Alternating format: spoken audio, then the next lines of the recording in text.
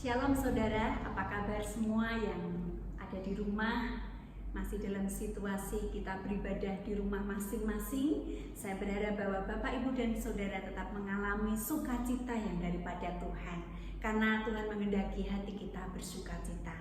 Mari kita akan memuji memuliakan nama Tuhan. Satu pujian kita naikkan pagi ini. Terima sukacita surga.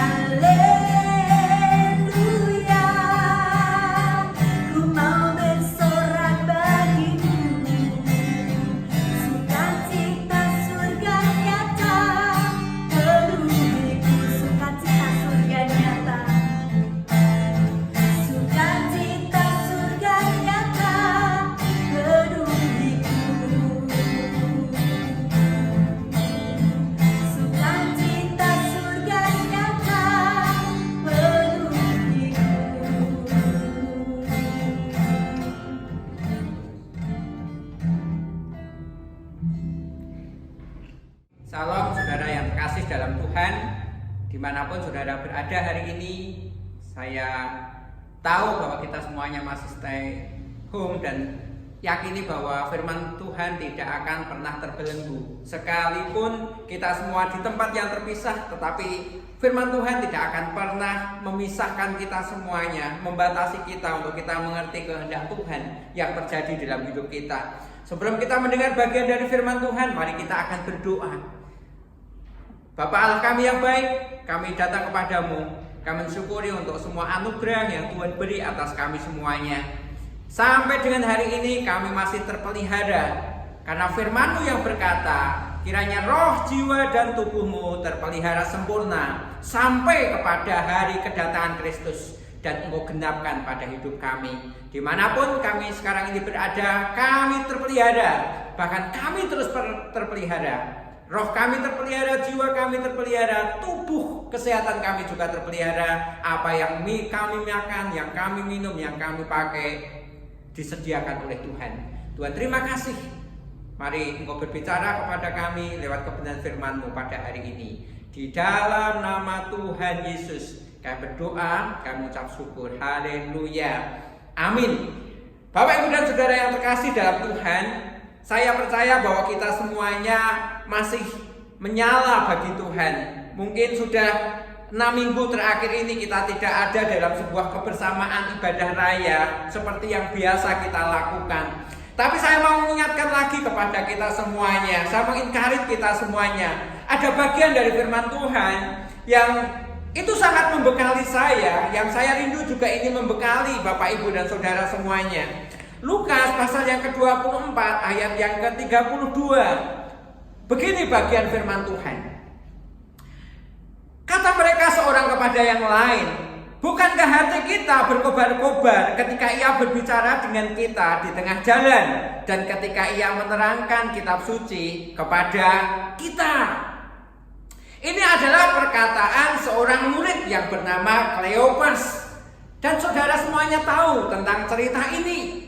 Cerita masa kebangkitan Tuhan, di mana ada 2 orang yang hatinya menjadi ragu-ragu, hatinya menjadi bingung dengan semua yang terjadi di Yerusalem dalam 3 hari itu. Lalu kemudian mereka mau pulang ke Emmaus. Nah, kita nanti akan tahu ceritanya kenapa mereka kemudian harus pulang ke Emmaus. Tetapi rupa-rupanya ceritanya di tengah jalan mereka bertemu dengan Yesus. Dan ketika mereka bertemu dengan Yesus, ada bagian yang kemudian dikembalikan di dalam hidup mereka. Yang natnya kita baca itu. Seorang kepada yang lain itu berkata, bukankah hati kita berkobar-kobar? Bukankah hati kita berkobar-kobar? Itu tema bagian dari firman Tuhan yang kita mau belajar pada hari ini. Hati yang berkobar-kobar. Itu yang dirasakan oleh Kleopas dan temannya. Hatinya berkobar-kobar. Apa itu hati yang berkobar-kobar? Nah, hati berkobar itu ada dari kata bahasa Indonesia, artinya adalah menyala besar. Satu nyala yang memang itu besar dan itu punya dampak. Dan itu yang dirasakan oleh Kleopas. Mengapa dia berkata bahwa ada nyala dalam hatinya, ada sesuatu yang membakar dalam hatinya, dan nyala itu besar. Nyala itu sangat berbeda dari waktu sebelumnya. Ada bagian yang kemudian diubahkan dalam waktu sekejap. Itu yang dia akui. Mungkin dia berjalan dari kesunyian hati. Bermula perjalanannya adalah kesunyian hati. Sebuah kedinginan di dalam hatinya, sesuatu yang memang tidak ada nyala semestinya sepertinya di dalam hati. Tapi dalam waktu yang sekejap, dalam sebuah perjalanan 7 mil dari Yerusalem itu cukup mengubah. Yang tadinya tidak ada nyala, yang tadinya ada rasa dingin, tetapi kemudian hatinya berkobar-kobar. Mari kita akan lihat ceritanya. Dari keadaan seperti apa Kleopas ini kemudian punya hati yang kembali dikobarkan. Kita lihat ceritanya. Saya akan membacakan bagi saudara semuanya. Pasal 24 ayat yang ke-13 dalam kitab Lukas. Pada hari itu juga 2 orang dari murid-murid Yesus pergi ke sebuah kampung bernama Emmaus yang terletak kira-kira 7 mil jauhnya dari Yerusalem. Dari mereka bercakap-cakap tentang segala sesuatu yang telah terjadi. Ketika mereka sedang bercakap-cakap dan bertukar pikiran, datanglah Yesus sendiri mendekati mereka dan berjalan bersama dengan mereka. Sampai di sini kita tahu apa yang menjadi keadaan hati mereka. Mereka sedang mempercakapkan apa yang terjadi dalam waktu 3 hari, di mana seorang yang dinanti-nantikan, seorang yang menjadi panutan, seorang yang diharapkan, mengajar banyak orang, menyembuhkan orang yang sakit, dan memperhatikan orang-orang yang lemah, tiba-tiba sepertinya tidak berdaya, kemudian kemudian diserahkan kepada para prajurit yang kemudian menyalibkannya. Baru kemudian orang yang diharapkan itu harus mati tersalib. Baru kemudian mendengar bahwa Yesus itu bangkit. Dan mereka belum jelas apa yang sebenarnya terjadi. Mereka mempercakapkan dalam situasi galau. Seorang dengan yang lain mempercakapkan. Yang dipercakapkan adalah semua kebingungan hatinya, semua kegalauan hatinya. Apa yang sebenarnya tengah terjadi pada hari itu. Kemudian mari kita akan lihat tentang hati mereka berikutnya. Ayat yang ke-16. Tetapi ada sesuatu yang menghalangi mata mereka, sehingga mereka tidak dapat mengenal Dia. Yesus berkata kepada mereka, apakah yang kamu percakapkan sementara kamu berjalan? Maka berhentilah mereka dengan muka muram. Sampai di sini Yesus yang mendekati mereka bertanya, apa yang kamu percakapkan sementara kamu berjalan? Dan firman Tuhan berkata bahwa mereka berhenti dengan muka muram. Disapa oleh Yesus, apa sih yang kamu percakapkan hari ini? Sementara kamu berjalan ini, kamu sedang mempercakapkan apa? Nah, dijawab, tapi dengan wajah yang muram. Itu keadaan yang sedang terjadi, keadaan yang kecut, muka yang tidak ada cahaya. Sepertinya semua yang pernah diharapkan hancur. Tidak ada lagi cahaya di dalam wajah mereka. Dan ketika ditanya, kamu mempertanyakan apa? Muramnya itu kemudian ditambahkan. Ini kondisinya. Mari kita akan lihat berikutnya. Ayat 18. Seorang dari mereka namanya Kleopas menjawab, adakah engkau satu-satunya orang asing di Yerusalem yang tidak tahu apa yang terjadi di situ pada hari-hari belakangan ini? Katanya kepada mereka, apakah itu? Jawab mereka, apa yang terjadi dengan Yesus orang Nazaret? Dia adalah seorang nabi yang berkuasa dalam pekerjaan dan perkataan di hadapan Allah dan di depan seluruh bangsa kami. Tetapi imam-imam kepala dan pemimpin-pemimpin kami telah menyerahkan dia untuk dihukum mati dan mereka telah menyalibkannya. Padahal kami dahulu mengharapkan bahwa dialah yang datang untuk membebaskan bangsa Israel. Tetapi sementara itu telah lewat 3 hari sejak semuanya itu terjadi. Nah, sekarang kita tahu jelasnya hati mereka. Di awal mereka mempercakapkan dalam hati yang galau, hati yang bingung, apa yang sebenarnya terjadi. Yesus ada di tengah-tengah mereka. Ketika Yesus bertanya, mereka kemudian berhenti menanyakan, tapi dengan wajah yang muram. Baru kemudian kita sekarang tahu apa yang membuat wajah mereka muram. Kleopas bertanya, adakah engkau itu satu-satunya orang asing di kota ini yang tidak tahu apa yang terjadi belakangan ini? Yesus bertanya, apa itu? Kleopas kemudian menjawab bahwa apa yang terjadi dengan Yesus orang Nazaret, seorang yang berkuasa dalam pekerjaan dan perkataan di hadapan Allah dan di depan seluruh bangsa kami. Tetapi imam-imam, pemimpin-pemimpin kami telah menyerahkan dia untuk dihukum mati dan telah menyalibkannya. Yang terjadi pada Yesus yang berkuasa dalam perkataan, berkuasa dalam pekerjaan itu ternyata sudah dihukum mati, ternyata sudah disalibkan. Dan kita tahu penjelasannya. Kemuraman hati mereka, kegalauan mereka ada di ayat 21. Padahal kami dahulu mengharapkan bahwa dialah yang akan datang untuk membebaskan bangsa Israel. Tetapi semuanya itu sudah terjadi 3 hari yang lalu. Sejak semuanya itu terjadi, sepertinya kemudian sudah musnah. Apa yang kami harapkan dari Yesus yang berkuasa itu, apa yang kami harapkan dari Yesus yang berkuasa dalam perkataan itu, rupa-rupanya hari ini sudah musnah. Semuanya sudah berlalu. Semuanya sudah berlalu. Itulah kondisinya. Itulah kondisi dari Kleopas dan temannya. Bapak, Ibu, dan Saudara, Saya tahu bagian ini sedang menyentuh hati saya, menyentuh hati kita semuanya. Kita diingatkan ada bagian-bagian yang terjadi belakangan ini versinya beda dengan apa yang dialami oleh Kleopas dan temannya.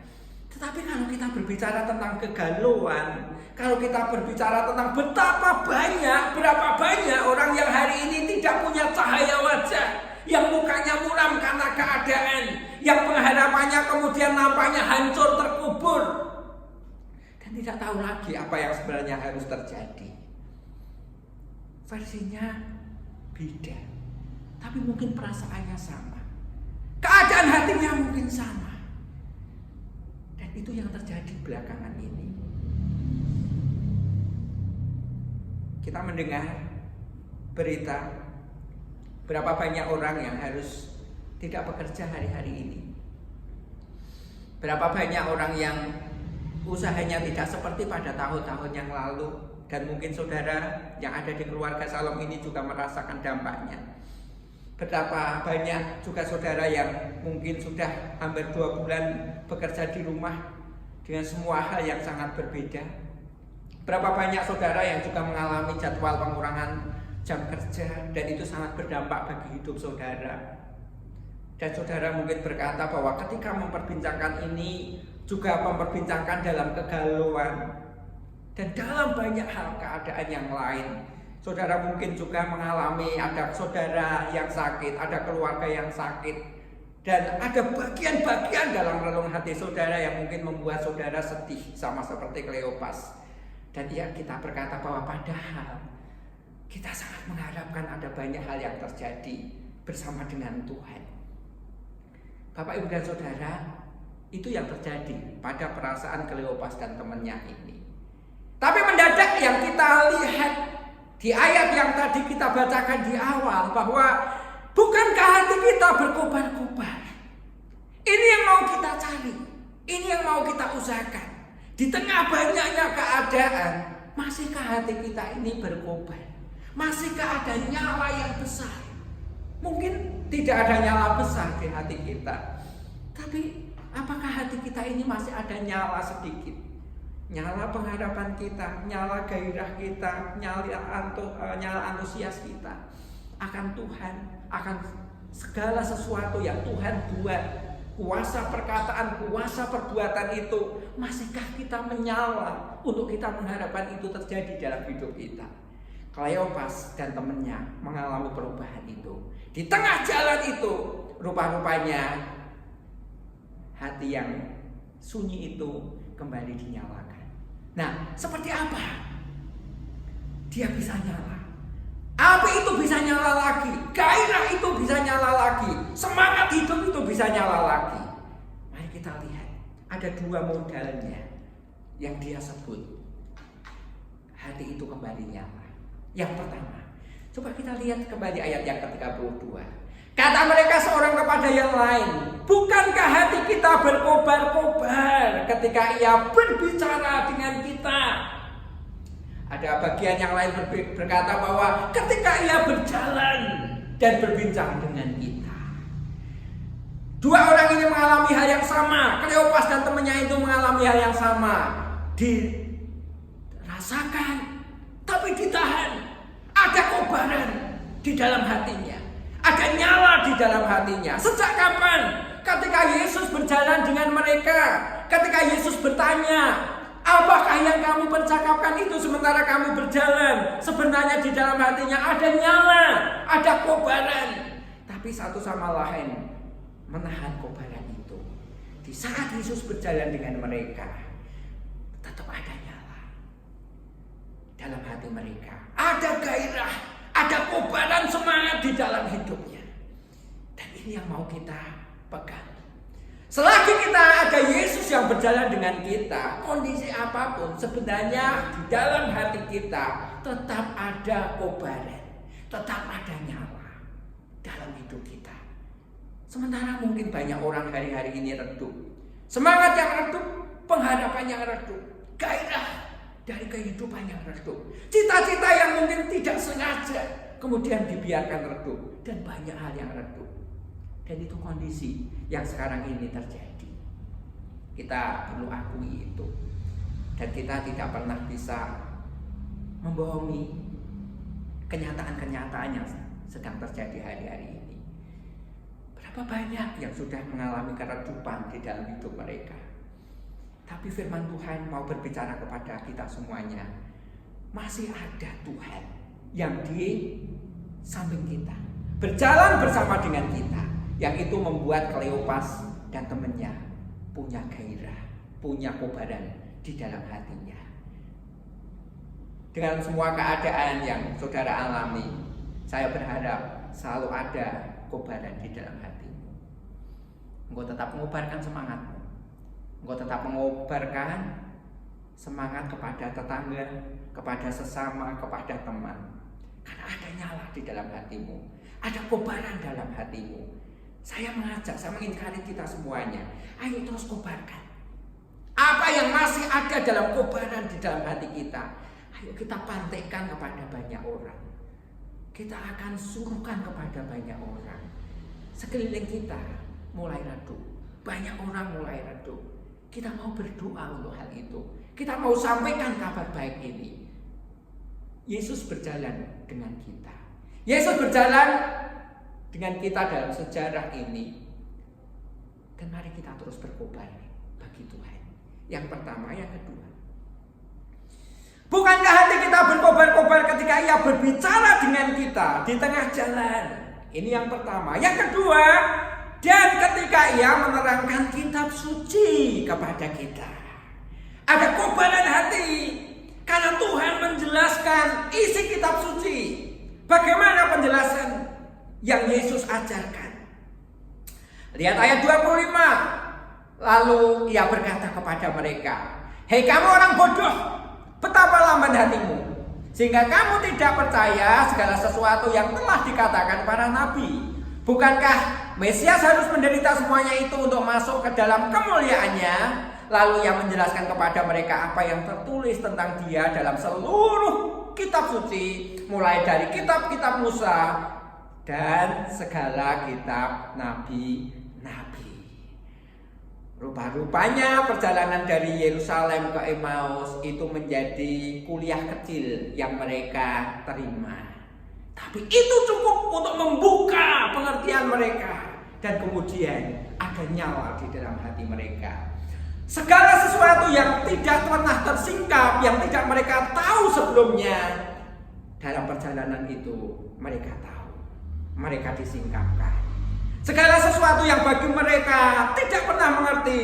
Dan Tuhan kemudian berkata, "Kamu bodoh, kamu lamban, kamu tidak percaya." Hari itu kemudian diubah. Mereka jadi tahu, mereka jadi menangkap, mereka kemudian jadi percaya. Tentang apa? Tulisan-tulisan kitab suci. Mulai dari kitab Taurat Musa sampai kepada kitab nabi-nabi. Tentang apa? Tentang Yesus yang harus menderita untuk manusia.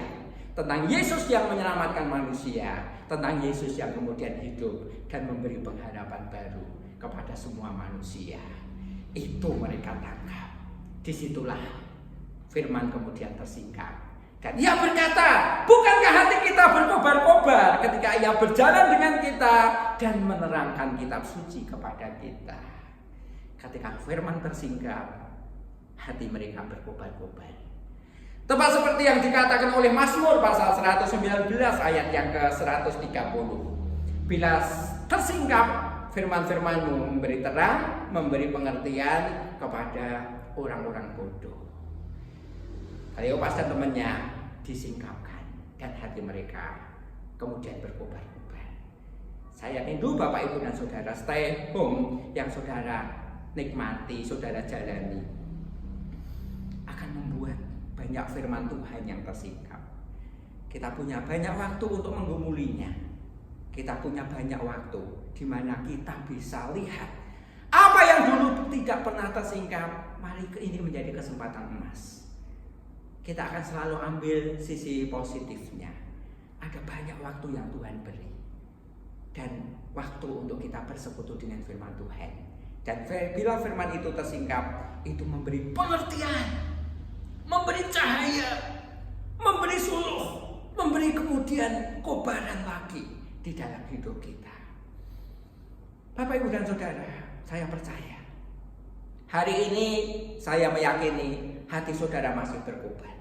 Masih ada nyala besar dalam hatimu. Nyala akan pengharapanmu. Nyala akan progres yang sedang kita doakan bersama. Nyala dengan semua hal yang sedang kita cita-citakan bersama. Kita sedang masih ada nyala dan nyala yang besar, kobaran yang besar. Kita mau berkata hati kita berkobar-kobar ketika Tuhan berjalan bersama dengan kita dan ketika firman Tuhan disingkapkan bagi kita. Yakinilah Tuhan berjalan bersama dengan hidup kita semuanya. Tuhan ada di dalam sejarah ini. Sejarah yang mungkin tidak pernah kita duga kalau kita kemudian ada di sejarah yang hari ini kita jalani. COVID-19 dan mungkin menjadi sejarah yang nanti kita akan ceritakan. Percayalah, Yesus ada bersama dengan kita. Percayalah, dari sinilah kita akan mendapatkan firman-firman yang tersingkap untuk hidup kita, sehingga kita tetap menyala bagi Tuhan. Saudara, menyala bagi Tuhan, semangatmu menyala bagi Tuhan. Semua yang kau lakukan berasal dari kobaran yang ada di dalam hatimu, yang siap dipantaikan kepada banyak orang. Kiranya kita boleh diberkati lewat kebenaran firman Tuhan ini. Kita semuanya akan berdoa. Tapi sebelumnya mari kita nyanyikan bersama Engkaulah perisaiku. Haleluya, haleluya Yesus.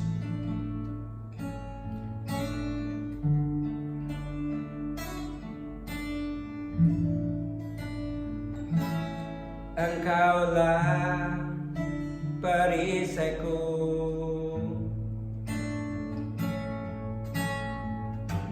saat badai hidup menerpaku. Janjimu di dalamku, pulihkan jiwaku, bukan berdiri di tengah badai dengan kekuatan yang kau berikan. Sampai kapanpun tak tergoyahkan, karena Yesus selalu menopang hidupku. Saudara akan berdiri, yakini bahwa Tuhanlah bersama dengan kita. Engkau Tuhan perisaiku, Engkaulah perisaiku. Saat badai hidup menerpaku, firman-Mu di dalamku, firman-Mu di dalamku. Tenangkan jiwaku, ku kan berdiri di tengah badai dengan kekuatan yang kau berikan. Sampai kapanpun tetap bertahan, karena Yesus selalu